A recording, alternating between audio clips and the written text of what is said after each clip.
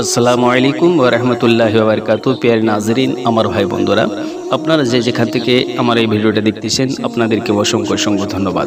তাই আপনাদের কাছে আমি দুটি প্রশ্নের উত্তর নিয়ে এসেছি। দুটি প্রশ্নের উত্তর হচ্ছে যে, প্রথমত প্রশ্ন করেছেন, যদি আমরা কুরবানির গরু নিয়ে আসলাম, কুরবানির গরু নিয়ে আসার পরে আমাদের কোনো কারণে শিং ভেঙে গেল, শিং ভেঙে যাওয়ার কারণে সে কুরবানি হবে কি হবে না।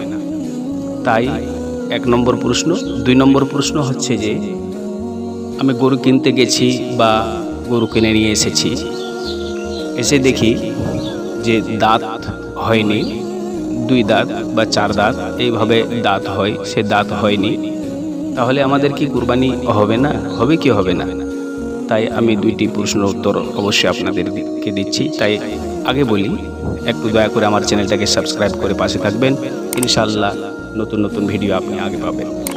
প্রথমত প্রশ্নের উত্তর হচ্ছে যে, আপনি যে সর্বপ্রথম প্রশ্ন করেছেন যে বাড়িতে গরু নিয়ে আসার পরে আমাদের গরুর শিং ভেঙে গেল, সে কুরবানি হবে কি না। তাই আমি বলি যে, গরুর শিং যে ভেঙেছে, শুধু উপরের আপনার খামটা ভেঙেছে না গুদ্দাটা ভেঙেছে। যদি গুদ্দা ভেঙে থাকে আপনার কুরবানি হবে না, আর গুদ্দা ব্যতীত যদি আপনার উপরের খামটা ভেঙে যায় তাহলে আপনার কুরবানি হয়ে যাবে। দ্বিতীয় নম্বর প্রশ্ন হচ্ছে যে, আপনি সেই দাঁত দেখে কেন কিনবেন বা দাঁত দেখে আপনি কুরবানি কেন করবেন। আপনি কুরবানি করবেন বয়স দেখে, 2 বছরে যেন গরু বয়স হয়। দেখা গেল যে কারো বয়স হয়নি, দাঁত হয়ে গেছে, সেই সময় আপনি কি করবেন। বা দাঁত হয়ে গেছে, বয়স হয়নি, সেই সময় আপনি কি করবেন।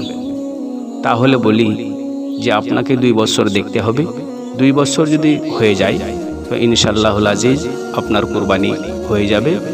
তাই আশা করি আপনি সেই প্রশ্নটার উত্তর পেয়ে গেছেন। ফি আমানিল্লাহ, খুদা হাফিজ, আসসালামু আলাইকুম।